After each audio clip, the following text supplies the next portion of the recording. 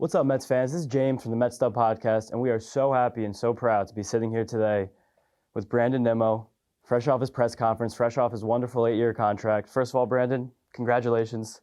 It must be just such a privilege and an honor to have this opportunity to possibly be a Met for your entire career. You just spoke so profusely about that in the press conference. What does it mean to you to have the opportunity to spend your entire career with an organization?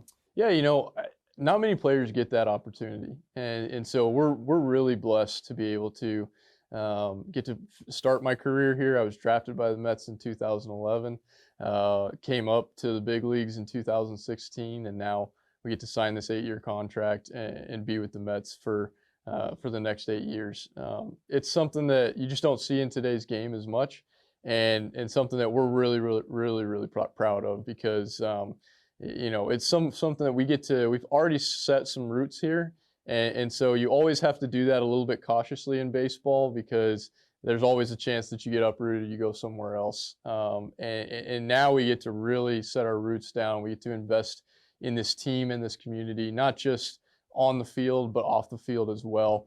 And Chelsea and I are really excited for that opportunity. That's amazing. What are some of the things that really made you want to come back to the Mets? Well, first and foremost, when you're a free agent, you get to decide, where do I want to go and what is important to me. So first and foremost to me was trying to win a World Series. And the Mets have made that very clear all the way from the top, from with Steve and Alex Cohen. They have said, we want to win, and we want to win now. And that is really important in the free agent process. And then the other side of it was we're really comfortable here. We've made some great relationships here. Like I said, we've set down some roots, and there was a sense of being comfortable in this organization and already having the fan base and everybody know what they're getting from me, and they're going to get somebody that's going to go out and give it their all every single day. And then from the relationship standpoint with Buck as well, my relationship with Buck last year was amazing. His attention to detail, the fact that we're very similar in personalities on trying to overturn every stone to find, exactly the answer to whatever problem we're trying to solve. And to be honest, we left the field together many a time. He's a guy that stays late.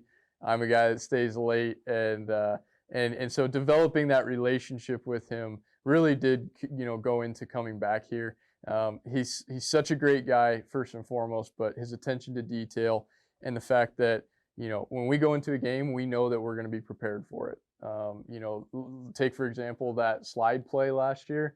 I didn't even know that existed until spring training of last year. It happened like twice? Yep, yeah. Happened twice. And he said, this might happen once a year, but I want you guys to be prepared for it. And so we're going to go through this play. And we went through a few different things. And those are just like the little things that I've pointed out that help you win one game in the major leagues. And that one game ends up getting you into the playoffs or, whatever it may be. Small things make the difference in baseball and in the major leagues. And Buck is all about that, and so am I. And so it really was a big factor in coming back. Speaking from the fans' perspective, we love watching you play. You've definitely become a fan favorite in this city. Now, like you said, setting roots down, I think a lot more people are going to be more comfortable buying your jerseys, which is going to be something cool to see around the park this year. Yeah. And you just talked about your heart, your determination.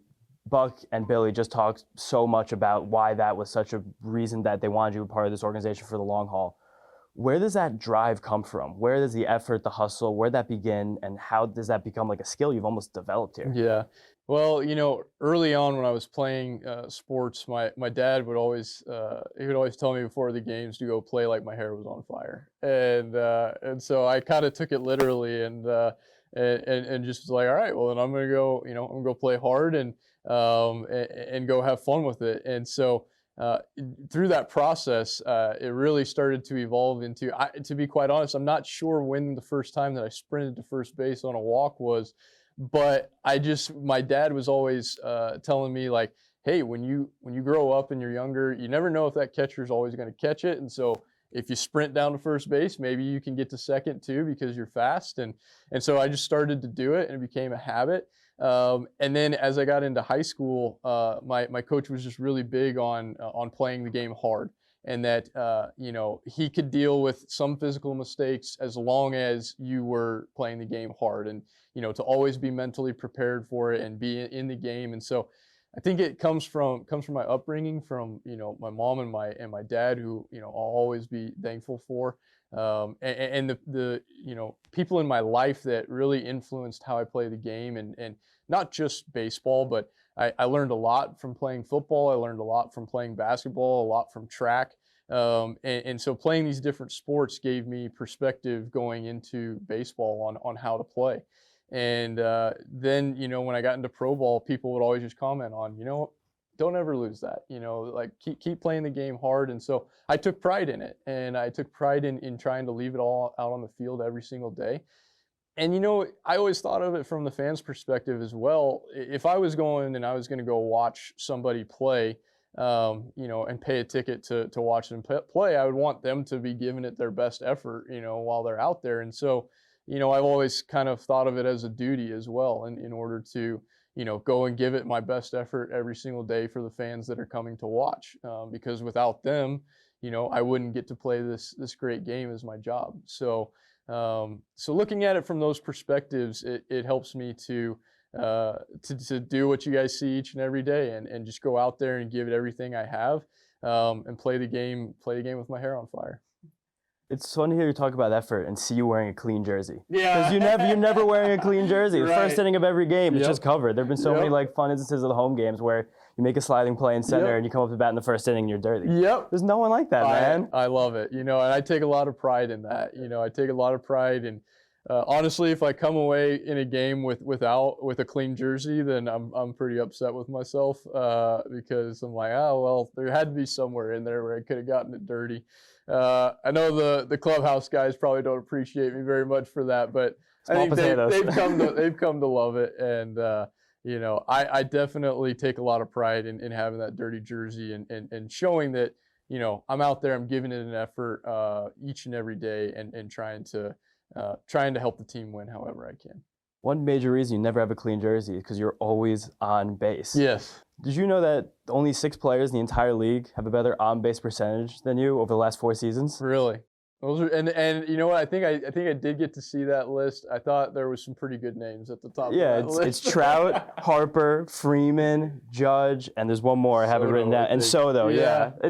Can you imagine being in that company? You're the man. I know. It's pretty crazy, and you know, I think unless you're a Mets fan, you probably don't realize that. But I'm very, very glad that you know, the Mets fans appreciate what I do, and I try and do it to the highest level. And obviously, like you said, with being in that group of people, I think we can safely say, you know, I do it at the highest level. And so I'm very, very proud of what I do as far as getting on base. I take a lot of pride in that. I take a lot of pride in setting the table and making things easier for the guys behind me.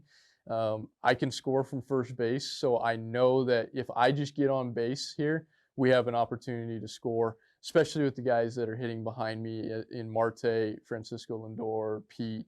You know, we definitely we have a good thing going there, and I'm very, very glad to be continuing it. It's something that, again, I take a lot of pride in, is getting on base and setting the table for those guys to be able to drive me in.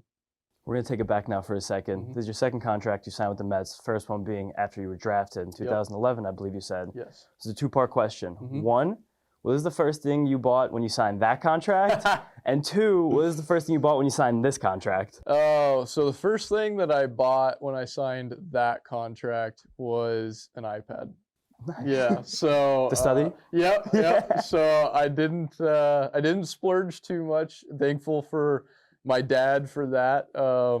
My dad's an accountant, and so he said, you know, let's go ahead and put that to the side, and if you make it to the big leagues, then you know, you could start to do some other things. But he was like, you know, let's try and pull back on the reins a little bit here. So I think I wanted to buy like a nice new car or something like that, and I'm very, very thankful that I've had the people I've had in my life to be able to steer me in the right direction, and was very fortunate in that fact. But for this contract, I haven't bought anything yet. So are you crowdsourcing? Well, we'll see. I'm trying to get some ideas. Here's some things. Maybe some real estate. Maybe we'll look around here. 8 years is a long time. So maybe, like I said, this is kind of like setting the roots down a little bit more. This is one of those things that you get to do with that, is kind of say, okay, where would I like to live during the season, and so maybe that'll be the first purchase. I'm not sure yet, but right now I'm really glad to be back to focusing on being the very best baseball player that I can be, and however I can help this team win a World Series. I'm so glad to be back to that. The business of baseball, it's great and it is what it is, but I love playing the game, and I'm so excited to be back doing that. We're so excited to have you back. Hear you talk about winning and your just commitment and how much you love being here in this team is such a beautiful, beautiful thing to hear. Thank you. You mentioned one thing about the car, though. Does this mean this is going to be the end of the famous Nissan Altima? I don't think I can get rid of her. I purely think it's sentimental at this point. Now, will I get another one? Most likely, yes. But I kind of am deliberating on, am I, maybe every first day of spring training and maybe first day of the season, drive her in and just remember where you came from, stay humble, always remember, hey, this is where I came from. This is the girl that got me here. And so, yeah, the Golden Goddess, she'll always be around, no doubt. I just I don't think I could get rid of her. She's probably only worth like $2,000 at this point. So, what's the point? She's worth more to me sentimentally. So I think I'll always keep her around and as a good reminder. But I think there will be a slight upgrade probably coming in the near future. Mets fans, this is what you get from Brandon Nimmo. Yeah. Staying humble. Hard work, loves to play the game. I do. Brandon, thank you so much. Thank you. Thanks for having me. Yep.